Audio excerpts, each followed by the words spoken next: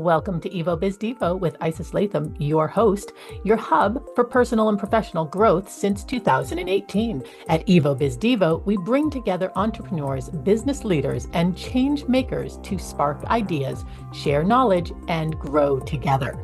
Stick with us as we explore fresh ways to expand networks, build resources, and create lasting impact. Let's get started. Host, and it is my pleasure to introduce you to William Bryden. He's with Pro to Pro. Now, a little bit about William. He's a Christian. He's an entrepreneur. He's a husband. And I just found this out this morning, so now you all get to know it too. William is going to be a father in less than a month. So we're so excited for you. And as we were talking about before, that opens up a whole new phase of your life and opportunities. And we can't wait to see how that plays out. Now, he also, following a career in revenue operations at Siemens and Shopify, William founded Pro to Pro. And that's what we're going to be talking about today. And he did this to help B2B sellers focus their time on selling by automating account research. His hobbies include reading about leadership and productivity, serving coffee at church, traveling to the best beaches in the world, and scuba diving or skydiving with his wife. So it sounds like one of these days we'll have to meet her as well, because she is probably the best half of you, right? Absolutely. So tell us a little bit about this journey. You're a young man, but I got to tell you guys, one of the things I like about William is that his name is William. And my grandfather, every time I talk with him, I'm reminded of my grandfather. And it's just because he had such a special and powerful role in my life. And for some reason, every time I talk to you, William, I'm reminded of him. And you're not the only William I know, but I just wanted to share that with you guys. And maybe it's his kindness and his interest in bringing great things to the world. So tell us about that journey for you. Absolutely. I'm honored. I don't know if I can live up to the legacy of your grandfather, but I'm glad that I can help remind you of him. Yeah. So in terms of my journey, I was one of those people that thought he was going to be in medicine. So I actually went to Johns Hopkins expecting to become a doctor immediately afterwards. But about halfway through, I realized that path wasn't necessarily what I wanted to do for the rest of my life. And when I reflected on things from my childhood, things that I noticed patterns throughout my life, I thought, oh, I should actually do business, because I had been doing a bunch of different ventures up until that point. Like as a kid, I set up lemonade stands. I set up a lawn care business. I set up a creative design studio, building websites and digital media for other folks. And then even in college, actually, to pay part of my way through it, I expanded that to really focus on web design and development consultancy. And with all that, I realized, wow, I should focus on the business side. But I knew nothing about finances. So I grabbed an econ degree with a minor in finance, and then ended up at Siemens, where I was doing a bit of work for their white glove client service division. And my role, even though I was in finance, was very technically focused. My job was to actually research edge case technologies. At that time, it was very much focused on blockchain and how we could apply that in our white glove client service model to all of the Wall Street banks. From there, my journey took a bit more of a turn in the technical direction. And I started working for Siemens, performing revenue operations for like a software child company of theirs called Mendix, and cut my teeth there, learned a lot about what it means to serve as customer success managers and ensure their success. And then my role quickly expanded because my hiring manager at that company quit 1 month after I joined. And they just decided to let me assume that role. So my role quickly expanded to the entirety of revenue operations, supporting marketing, sales, and customer success. And then from there, I actually got the opportunity to jump over to Shopify and continue my education in revenue operations there, doing that for 2 years for a child company of theirs called Six River Systems. They're based out here in Waltham, but they did AI robotic fulfillment for e-commerce warehouses. It was the equivalent of Amazon robotics for Shopify. And out of that, I noticed a lot of sellers performing tasks that weren't core to their role and things that they weren't necessarily the best at doing. So from that, I thought, why don't we try and automate as much of the non-core responsibilities as possible and get them focused on what they do best, which is selling. So that's where ProtoPro was born. And with the recent generative AI wave, we latched onto that as part of the core offering of our product. And we utilize generative AI to summarize a variety of different information sources for sellers and give them a comprehensive report on the accounts that they're trying to sell into. Because the more educated those sellers are on the accounts, the higher likelihood they have of actually closing and winning a deal with them. So that's my story up until this point. That's so interesting. And even during the time that I've known you, that has shifted a bit. And this platform that you're creating, one of the things that really strikes me about you, William, is that you're not afraid to change or pivot. Tell us about that as a young man in business coming out of prestigious college. Does that feel acceptable in the world that you're in, or are you a little bit of a maverick doing that? That's actually a really good question, Isis. Traditionally speaking, very much frowned upon. The idea of having your life very much planned out and figured out from a young age is almost expected, if not the rule. I also come from a mixed race household. Like, my mother immigrated from South Korea post the Korean War, and she brought that traditional mindset with her. And that's kind of what pushed me in the direction of medicine, her expectations.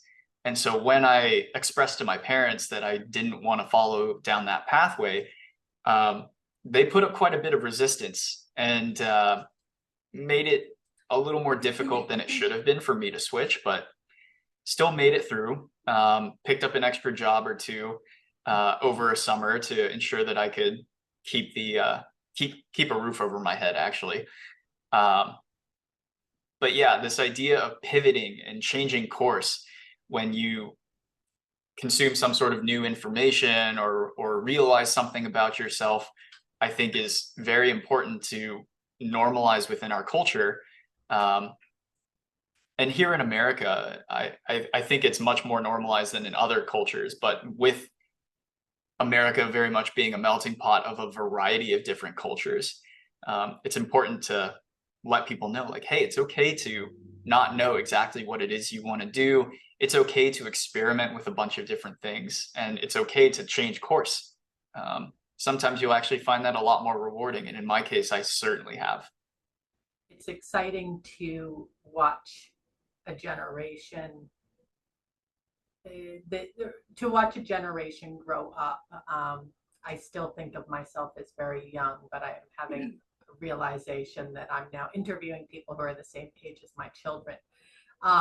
So that is a little shocking, but I don't mean it as a trite statement, but it's really exciting to watch your generation pivot and adopt new beliefs and attitudes. And I think that it's also really refreshing for me to recognize that, as open-minded as I would say that I am, I may have read your book, the cover of your book, a little too broadly. I didn't realize that was the background you came from. And it's really, I think it starts to tell more of the story, maybe like what my gut feeling was as opposed to what my assumptions were. So tell us about this next couple of years. What's going to happen in your business, barring unforeseens? How do you see it playing out? How do you see yourself taking that and bringing it to market? And how does it serve people? What would be the best? Tell us the story in what you really hope it's going to be. What would be the best result? Absolutely. So as you alluded to earlier, I have a lot of startups going on in my life right now, both from a career standpoint, but also from a familial standpoint. um, my vision for Pro to Pro is to expand it into something that is really just an extension of my passion. I want to leverage technologies to automate away the mundane and help people focus on what they truly love doing, whether that's selling, whether that's wordsmithing, whether that's creating websites. What is the actual value that people find fulfillment in, that they deliver through their business, through their work, through their career, through whatever their passion might be, and help them to really maximize their potential in that arena. Unfortunately, life throws a lot of different administrative tasks at us. And so as much as we can leverage tools, frameworks, technology to minimize our distracted time with the administrative things, the things that aren't as important or aren't as thrilling to us, and allow us to maximize our potential wherever we feel that we're delivering the most value and deriving the most fulfillment. That's what I want to unleash with a lot of other people through companies like Pro to Pro. And Pro to Pro I kind of view as a very niche, very specific microcosm of that, dedicated, of course, to B2B salespeople, because that's where my career has been. That's where I noticed a problem that was fairly low-hanging fruit that I could serve very quickly. You're seeing that question. Let's talk about that. So Bobby is asking the question of, can you give a couple of examples of those mundane tasks? Absolutely. So I'll give you a quick little bit of context. So Salesforce did a study that found that only 28% of a salesperson's time is performed selling. And considering that's their core mandate, and how any company actually pulls money into the business, and how the salespeople also get their compensation, I thought to myself, what are they doing with the other 72% of their time? And how can we minimize that? So some of it, of course, is internal meetings and things of that nature that can't necessarily be automated away. Another big portion of it is administrative tasks and data entry within CRM solutions. And then a third category is actually the supporting research behind the sale. So any seller that is going out there trying to sell a product or service wants to understand the person, the company, and the industry that they're trying to sell into. And that is the portion that was low-hanging fruit, because when I dug into how they performed it, I saw that they were going to Google and just Googling things like X company name and financial statements, X company name and business strategy. So what our tool specifically takes care of is performing a general web search to pull all the information in that's relevant to what the seller is trying to search. And then we utilize generative AI to summarize all the information from those various sources. It tends to be about 60 to 80 pages worth of data that we crunch down into a single page of content that gives them the most important things that they need to know. So instead of spending 30 to 45 minutes on average doing all that research for each one of their prospects, they're only spending 5 minutes, maybe maximum, reading one page worth of documents. So that's the concrete example of the mundane task that our product takes care of. It automates the account research for them. That's really interesting because last week, or no, last couple of weeks, we were talking about taking information that we're reading, right? Books and data and information, and being able to understand it better. And what you're saying is, let's take even that step out because we want to get back to the main task. It also reminds me that, like, one of the tasks that I did last week was helping a client to understand tax strategy and like all of these different moving parts. So what do? I go online and I start Googling, and how do I ask the question so that I can get a response that's going to lead me to a credible um, uh, informational website or document or whatnot. But what you're saying is that all of that work could literally be eliminated, where you just ask the question once, put in those key words, and it'll gather all the different sites, it'll cross-reference, and then pop out something that I could share with that client. Yeah, that's exactly it. Exciting.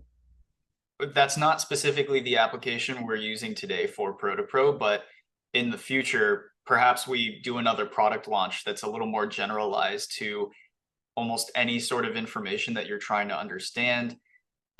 However, I would say that that's probably verging on territory that ChatGPT, Bard, Yeah.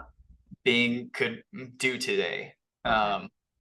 So what is it that's going to separate you and your product from that? Sorry, Maybe can you this repeat is that question? what is it that's going to separate Pro to Pro from that territory that we were just speaking about?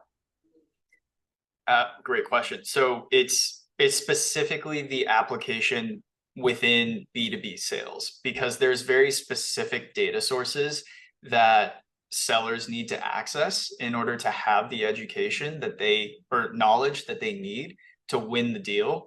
So we are specializing with that specific type of research and are plugging into the key data sources they need and becoming the best in class in terms of pulling the information, verifying that it's accurate, first of all. So pulling the right information and then summarizing it in a way that sellers are best attuned to actually consume the information. Okay. Because one other thing that I haven't mentioned yet is that not every salesperson has the best research skills.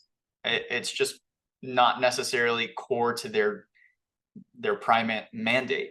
So what we're trying to do is, actually, I'm pulling this from my days in finance, where we had analyst pools that would perform all this research for the deal makers and just hand them like a quick dossier or summary of what they needed to know in order to close the deal. And I'm sitting here thinking, we're creating that analyst pool specifically for the salesperson, again, to focus their time on what they do best, which is selling. So it's basically like having an assistant who would handle all of that for you, but you're not paying that assistant by the hour. Yeah, exactly. Okay, interesting. As we wrap up today, and thank you for taking us on a tour of some of your life experiences, as well as the opportunity to view into the future of Pro to Pro. Is there anything that you would like us to know, or some call to action that we should be aware of? You have our attention.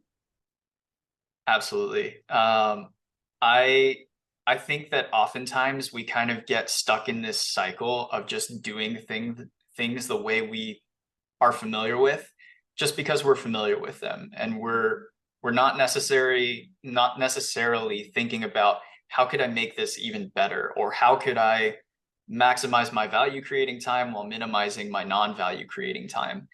So what I would suggest is simply that everybody keep an open mind when it comes to new tools and technologies, and to really experiment with them and play around with them. Because I think in so many of the various service industries, there are ways that you can engineer your prompt within generative AI to utilize it, maybe not as a full stop, like silver bullet, so to speak, that would eliminate entirely a part of your work, but it can certainly accelerate your work and make your free up even more of your time, so that you can serve more clients, increase your client volume, or increase your quality because you're able to spend more time with each one of your clients because of being able to speed up one part of it. That was something that I was always trying to do in all of my roles. Just trying to encourage the sellers to utilize the tools that they had on hand, and not shy away from just doing things a way, or doing things a new way. Yeah, I think and obviously inside of that, it requires us to be okay with getting a little uncomfortable, okay with saying, with being able to say, oh yeah, that doesn't work. Let's pivot again. Let's try something new. Well, I think that's a wonderful call to action, and I appreciate so much you choosing to be here with us today. And if you're watching this recording, know that you're always welcome on a Wednesday at noon time with Evolution Business Development. Thank you, William. Thank you, Isis. Thanks for watching. If you enjoyed this video, don't forget to like, subscribe, and turn on notifications so you never miss an episode. Want to be our next featured speaker? Click the link in the description to register, and let's stay connected. Follow me on all those social media platforms for financial tips to help you make your money work smarter while you build financial stability. Stay tuned for more, and see you in the next one.